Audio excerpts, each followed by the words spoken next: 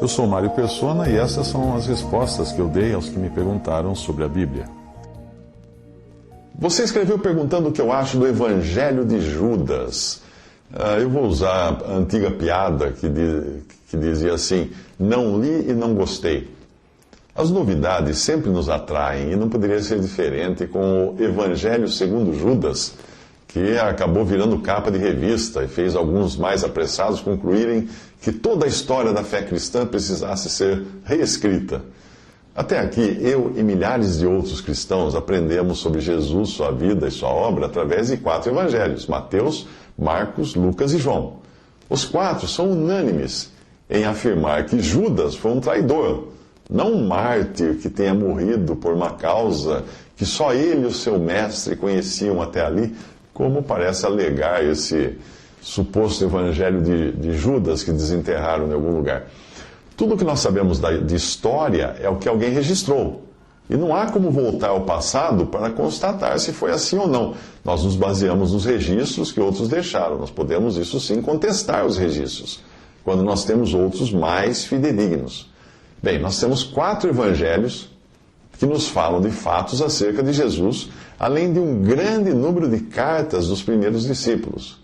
Então, de repente, aparece um suposto evangelho de Judas, e será que nós devemos jogar todo o resto no lixo?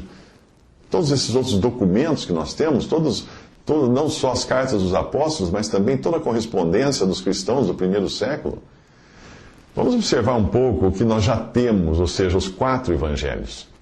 Mateus escreveu em aramaico, que era o hebraico popular e usual na época, e era restrito aos judeus. Lucas escreveu em grego, a língua universal da época, comum a todo o mundo ocidental, era o tipo inglês daquele momento. Se você descer aos detalhes, você verá que Mateus traz um volume enorme de citações das Escrituras do Velho Testamento, que eram bem conhecidas dos judeus. Existem vários acontecimentos narrados ali, sempre com a frase, como disse o profeta fulano, blá, blá, blá, blá, blá. Tudo indica que Mateus estava falando de um Jesus previsto na cultura judaica e mostrando que esse havia chegado. É o evangelho para os judeus. Ele é insistente também em provar que Jesus é o rei há muito prometido para os judeus. O seu Messias tinha chegado. Mateus revela em Mateus 10, 4, quem seria o traidor. Mas é no Antigo Testamento, mais especificamente no livro de Salmos, que são proféticos, e em grande parte revelam os sentimentos de Cristo, que nós vamos encontrar qual seria o verdadeiro caráter de Judas. Ali fala de Judas, Salmos 55, 12 a 14. Pois não era um inimigo que me afrontava. Então eu o teria suportado, nem era o que me odiava que se engrandecia contra mim, porque dele me teria escondido, mas eras tu, homem meu igual, meu guia e meu íntimo amigo. Consultávamos juntos, suavemente, e andávamos em companhia na casa de Deus. E o Salmo 41, 9 diz, até o meu próprio amigo íntimo, em quem eu tanto confiava, que comia do meu pão, levantou contra mim o seu calcanhar. Ora, se nós formos considerar que esse novo evangelho, supostamente a respeito de Judas, seja digno de confiança, nós vamos ter que jogar fora os outros 4 evangelhos, especialmente o de João, que escreveu usando a mesma expressão, levantar o calcanhar. João 13, 18, não falo de todos vós, eu bem sei os que tenho escolhido, mas para que se cumpra a Escritura, o que come pão comigo levantou contra mim o seu calcanhar. Percebe que João cita a mesma expressão usada lá no Salmo, expressão profética, que diz que aquele queria trair Jesus. Não era um amigo de Jesus, não era um mártir no final. Não, era um traidor mesmo. Uma vez eu li de um velhinho que ele costumava citar a Bíblia para dar respaldo às suas suposições, às suas elucubrações. Só que o que ele citava não era a Bíblia, mas ele inventava pensamentos e colocava em linguagem arcaica e acrescentava, como diz o livro de Ezequiel, capítulo 18, versículo 15, e aí ele dizia os seus próprios pensamentos. Como os ouvintes nunca tinham lido Ezequiel, acabavam caindo na conversa dele. Eu li um artigo sobre como dar palestras que dizia, brincando, o articulista dizia brincando, que quando você quiser fazer uma citação e não se lembrar de quem disse aquilo que você quer falar, que é a sua própria ideia, diga que foi Benjamin Franklin. Porque Benjamin Franklin disse muitas coisas e é possível que ele tenha dito aquilo também quando ele tomou aquele choque elétrico soltando uma pipa no meio de uma tempestade. Ele falou tanta coisa que ele podia ter falado aquilo também. Essa é uma piada, viu? A maioria das pessoas seduzidas por esses novos evangelhos não leu a Bíblia, ou leu pouco a Bíblia, ou nem leu os evangelhos. Como tudo que é novo atrai, era de se esperar que a notícia de um manuscrito que se denomina Evangelho de Judas atraísse multidões. E o momento também foi muito propício quando surgiu isso aí, porque estava em alta febre do Código da Vinci, com livro e filme atraindo multidões para uma história que é cheia de erros grosseiros e cheia de invenções, mas que levanta um tema digno da imprensa marrom. Qual é o tema? Teria Jesus deixado descendentes? A resposta é que sim. Sim, Jesus deixou muitos descendentes. Eu, pela fé, sou um deles. Mas não da maneira como Dan Brown, o autor do Código da Vinci, gostaria que fosse. Os canais de documentários se aproveitaram da febre e lançaram vários programas colocando em dúvida o que se sabia até aqui sobre a Bíblia, sobre Cristo, e questionando a fé cristã. Faz parte de uma época, tudo isso que está acontecendo faz parte de uma época para a qual a própria Bíblia já alertava, porque diz que viria essa época.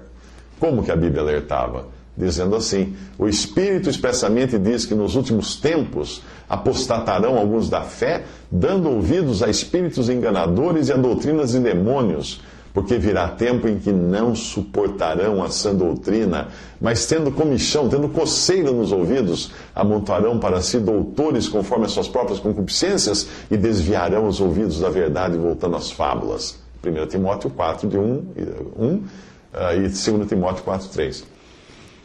Portanto, era de se esperar que muitos cientistas, entre aspas, e estudiosos, entre aspas, engrossassem as fileiras da crítica à Bíblia. Mas é bom você entender que geralmente quem critica a Bíblia não conhece o autor da Bíblia. Não é possível querer analisar a Bíblia do ponto de vista científico, porque ela nunca foi escrita para ser um compêndio científico. Ela foi escrita para mostrar Cristo aos homens, o caminho da salvação eterna. Deus quis falar aos homens de coisas mais importantes do que as que são visíveis, palpáveis e experimentáveis, que são as coisas com as quais a ciência se ocupa.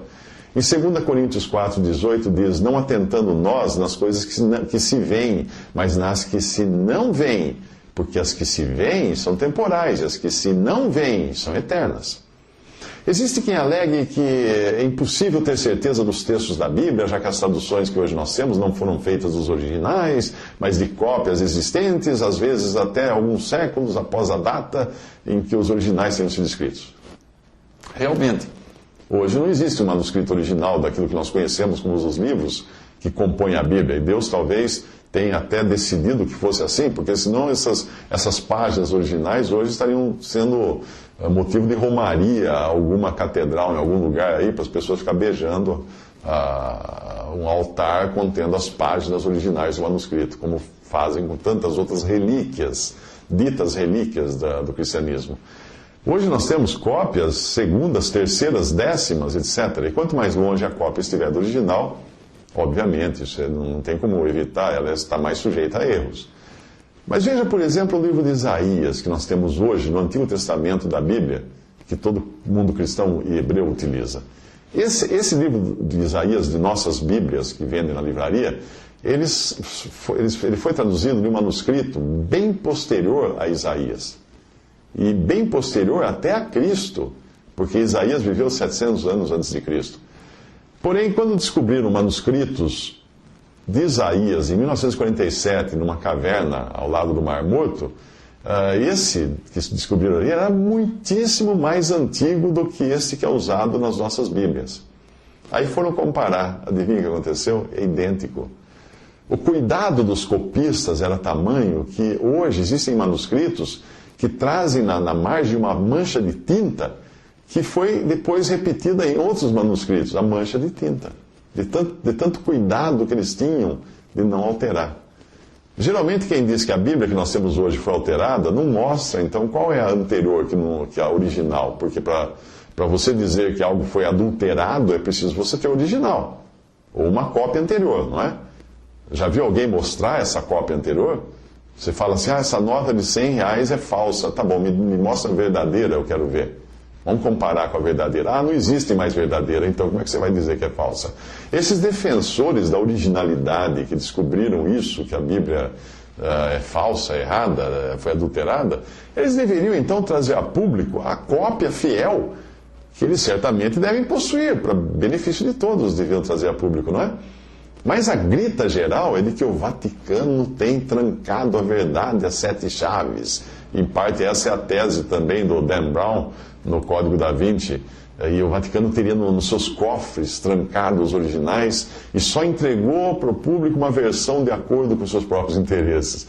Dizer isso é não conhecer o volume de material que existe por aí, com o qual teria sido impossível nós chegarmos à Bíblia atual. E hoje você pode até descartar os principais textos usados nas traduções e trabalhar só com fragmentos de manuscritos existentes em universidades, em colecionadores, em museus do mundo inteiro, sem passar pelo Vaticano.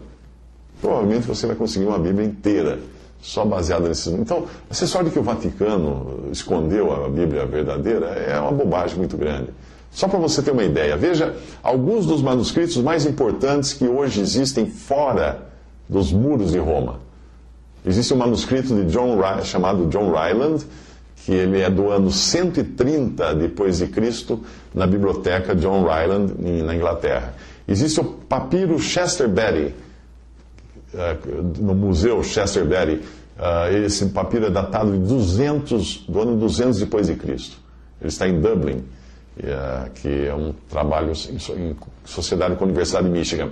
Existe o papiro da biblioteca Bodmer, que é datado de 1500 do ano 150 ao ano 200 depois de Cristo.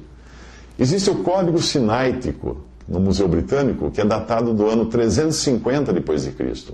Existe o Códice Alexandrino, datado de 400 depois de Cristo, no Museu Britânico.